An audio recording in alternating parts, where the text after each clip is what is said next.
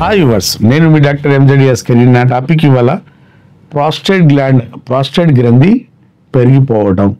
ఇది దాదాపు 50 సంవత్సరాల తర్వాత అందరిలో ఇది పెరగడం జరుగుతుంది. దీనికి బీపీహెచ్ అంటారండి, బెనైన్ ప్రాస్టేట్ హైపర్ట్రాఫీ. అంటే వాపు రాదు, ఆ నెంబర్ ఆఫ్ సెల్స్ పెరిగిపోవటం వల్ల ఇంపాక్ట్ మూత్ర విసర్జన మీద ఉంటుంది. యాక్చువల్గా ఏంటంటే ఇప్పుడు మన కిడ్నీలు ఉన్నాయి కదా, 2 కిడ్నీల్లో మూత్రం తయారవుతుంటుంది. అది వచ్చేసి యూరేటర్ ద్వారా వచ్చేసి ఆ యూరినరీ బ్లాడర్లో పడుతుంది. యూరినరీ బ్లాడర్ నుండి యూరిథ్రా నుండి మన యూరిన్ బయటికి రావడం జరుగుతుంది. ఈ మధ్య దారిలో ప్రాస్టేట్ దానికి కంట్రోల్ చేస్తుంటుంది. ఆ ప్రాస్టేట్ గ్లాండ్ ఎప్పుడు పెరిగిపోతుందో అక్కడి నుంచి ఇబ్బందులు మొదలవుతాయి. ఏం ఇబ్బందులు మొదలవుతాయి? మూత్రంలో మంట, చుక్కలు రావటం, లేకుంటే రాత్రిపూట అతిగా రావటం, మూత్రానికి వెళ్ళే లోపల మూత్రం బయటికి రావడం, వచ్చేయటం, ఇట్లాంటి సిమ్టమ్స్ వస్తుంటాయి వాళ్ళకు. మూత్రం వచ్చినప్పుడల్లా మంట, నొప్పి కూడా ఉండొచ్చు. కొందరికి నెంబర్ ఆఫ్ టైమ్స్ రావచ్చు, పాలియూరియా కావచ్చు వాళ్ళకు. కొందరికి అంటే మొత్తం యూరిన్ బయటికి రాదు ఒకేసారి, కొంచెం ఆగి వస్తుంటుంది. ఇది ఇబ్బంది పెడుతుంటుంది. ఎందుకంటే మూత్రం ద్వారము ఆ మధ్యలో వెళ్తుంది కాబట్టి నెంబర్ ఆఫ్ సెల్స్ పెరిగిపోవటం వల్ల, మూత్రం ద్వారం మొత్తుకుపోవటం వల్ల ఈ ఇబ్బందులు వస్తుంటాయి.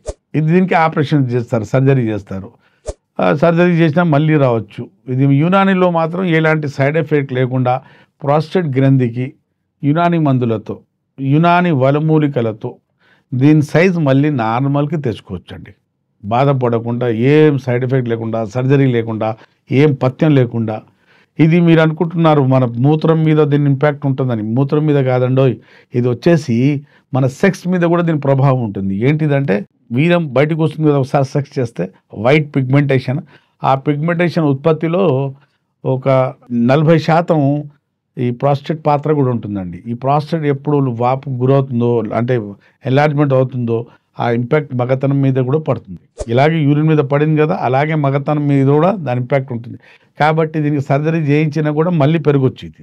కాబట్టి మా దగ్గర సర్జరీ లేకుండా యునానీ వనమూలికలతో ఎలాంటి సైడ్ ఎఫెక్ట్ లేకుండా మీరు శాశ్వతంగా ఈ సమస్యతో మీరు బయటపడవచ్చు. యునానీ మందులతో ట్రీట్మెంట్ బాగుంటుంది, ఈజీ ట్రీట్మెంట్.